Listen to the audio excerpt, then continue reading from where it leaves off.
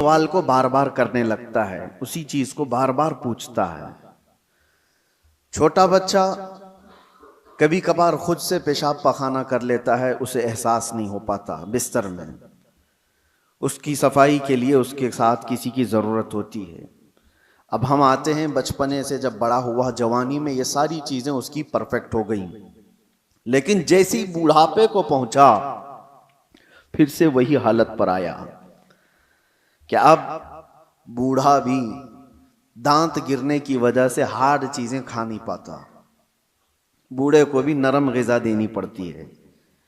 बूढ़े का भी हाजमा मजबूत नहीं होता कि हर चीज वो हजम कर ले जाए। बूढ़े के अंदर भी अब किसी के सहारे की जरूरत आ गई। इतनी कमजोरी आ गई कि खुद से खड़ा होकर के चल नहीं सकता, किसी के सहारे की जरूरत है। बूढ़े के अंदर भी भूलने की आदत आ गई है।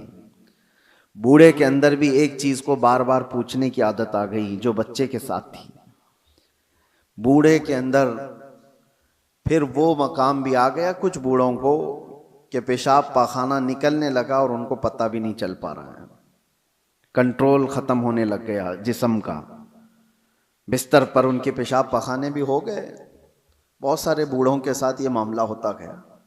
वे कहा गया इंसान जहां से शुरू हुआ था पलट करके वहीं आया है, उन्हीं हालात की तरफ उसे लाया गया है और फिर उसका खात्मा हो जाएगा।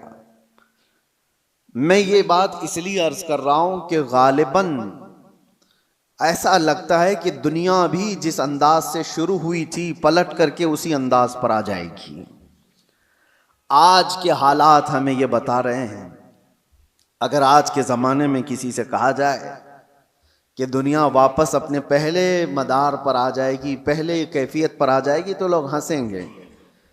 दुनिया की पहली वाली कैफियत ये है, ज़मीन में बीज बो, फसल आए तो अनाज निकालो, चक्की में आटा पीसो और रोटी बनाओ और खाओ। ना कोई मशीन का तस्वुर। पत्थरों को टकरा करके आग जलाओ और दिए रोशन करो और घर को उसी से उजाला करो। यही पहली की कैफियत थी। कपड़े अपने हाथ से सिलो, बाकी कोई चीज नहीं थी। घोड़सवारी करो, कोई सवारी नहीं थी। न कार, न गाड़ी, न प्लेन, न ट्रेन, कोई चीज नहीं थी। जानवरों पर सवारी किए जाते थे। दुनिया की ये पहली कैफियत है। आज मैं अगर कहूं कि दुनिया की उसी पहली कैफियत पर वापस आना पड़ेगा तो लोग हंसेंगे। ऐसा कैसा पॉसिबल है? मुमकिन नहीं है। लेकिन मेरे अजीजों, आज मैं एक बहुत अहम बात आपके सामने रखने जा रहा हूं। हो सकता है दुनिया उसी पहली वाली कैफियत पर वापस आ जाएगी, उसी कैफियत पर जहां से शुरू हुई थी। आज के हालात देखकर यह लगता है पेट्रोल, मिसाइल और न्यूक्लियर वेपन्स के जरिए से पूरी दुनिया ऐसी तबाह हो रही है।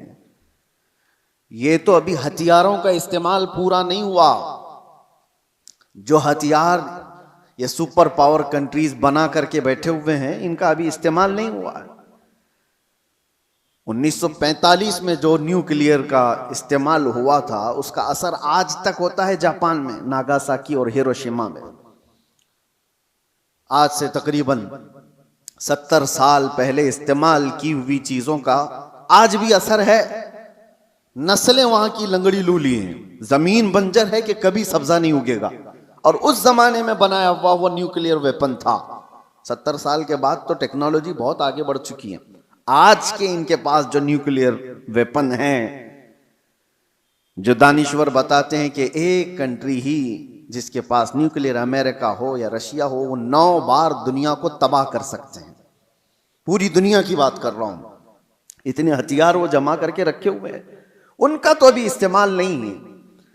बड़े बड़े मिसाइल का अभी इस्तेमाल नहीं। लेकिन मैं आपको जो बात छेड़ा कि क्या दुनिया वापस अपने पहली कैफियत पर आएगी, मैं आपको बहुत कोई पेशन गोई करने वाला, प्रेडिक्शन करने वाला, उस अंदाज में भविष्यवाणी करने वाला उस अंदाज से नहीं बता रहा हूं।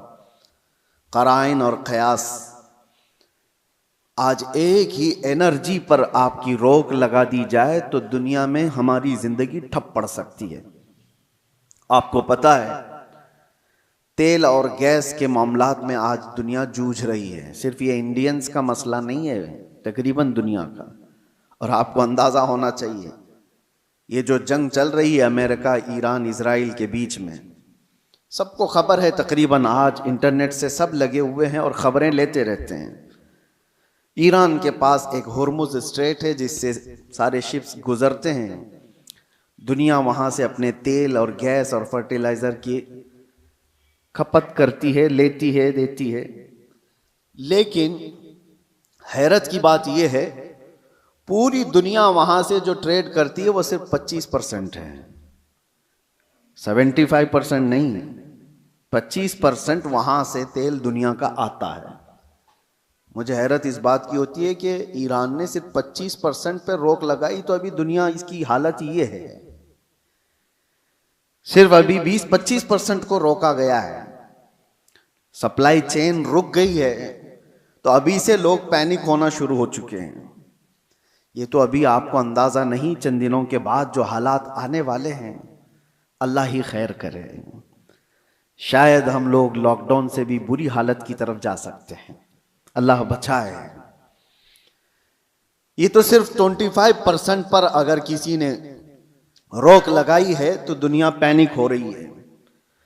मेरे अजीजों, वो वक्त आएगा, मेरे आका सल्लल्लाहु ताला अलैहि वसल्लम ने जो क़यामत के करीब होने वाली निशानियां बयान फरमाई, उसमें से बड़ी निशानियों में एक निशानी ये भी है कि कत्ल और खून रेजी बहुत बढ़ जाएगी, इतनी ज्यादा कि एक बाप की अगर 100 औलाद हैं तो 99 मर जाएंगे और एक बचेगा।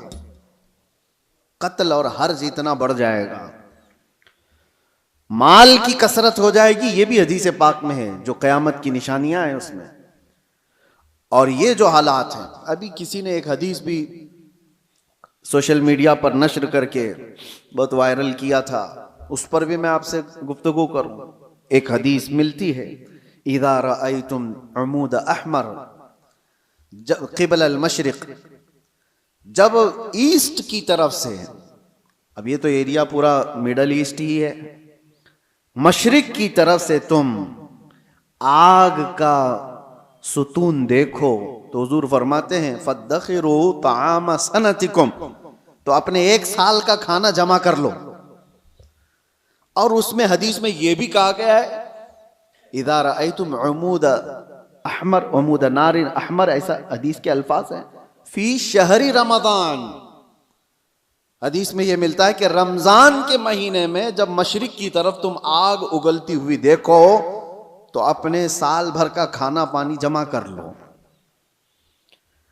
अब एक तरह से इस हदीस पर जो कलाम है वो भी मैं अर्ज कर दूं। अक्सर आइम्मा इकराम ने इस हदीस को ज़ईफ करार दिया है, और ज़ईफ अहादीस बहुत सारी आमाल में मकबूल होती हैं, लेकिन जिन अइम्मा ने इसको जिक्र किया, अब उसकी तशरीह हम ये नहीं कहते कि जिस आग का और जिस सुतून का जिक्र आया है वो यही जंग के मुतालिक है और यही ईरान से निकलने वाली आग का है, यह हम यकीन के साथ नहीं कहते। लेकिन अल्फाज ये मिलते हैं कि मशरिक की सिमत से अगर तुम आग का मीनार देखो, ये मिसाइल जब उड़ते हैं तो ये आग का मीनार ही बन जाते हैं, आग का सुतून बन जाते हैं। बहरहाल बहुत सारी अलामात ऐसी हैं मेरे अजीजों जिससे ये अंदाजा तो है कि ये आपस में दुनिया को तबाह करेंगे, ये ताकतें टकराएंगी और दुनिया को तबाह करेंगी। आम लोगों की मौत कसरत से होगी, बड़े लोग अपनी अपनी सिक्योरिटी और अपनी हिफाजत का इंतजाम करके बैठे होंगे, आम इंसानों को मरने के लिए छोड़ दिया जाएगा। जंगों में सबकी तबाही है, कहने को तो अमेरिका कल ऐलान कर देगा कि हम जीत गए, जीत किस बात की है? क्या इंसानों के हजारों कत्ल के बाद कोई जीतता है? इधर भी कत्ल उधर भी कत्ल, और इंसानों की मौत के बाद विनर किसको कहा जाता है? ये तो सिर्फ और सिर्फ अपने नफ्स को बड़ा बनाने का एक जरिया है, बाकी जीत किसी की नहीं होती जंगों में। मरते इधर भी हैं, मरते उधर भी हैं। हाँ, इतना है कि इधर कम मरे उधर ज्यादा मरे, लेकिन मौत तो है। तो ना हक जो लोगों का कत्ल होता है और इंसान इसमें मारे जाते हैं, ये सिर्फ और सिर्फ ताकतों के टकराव से है।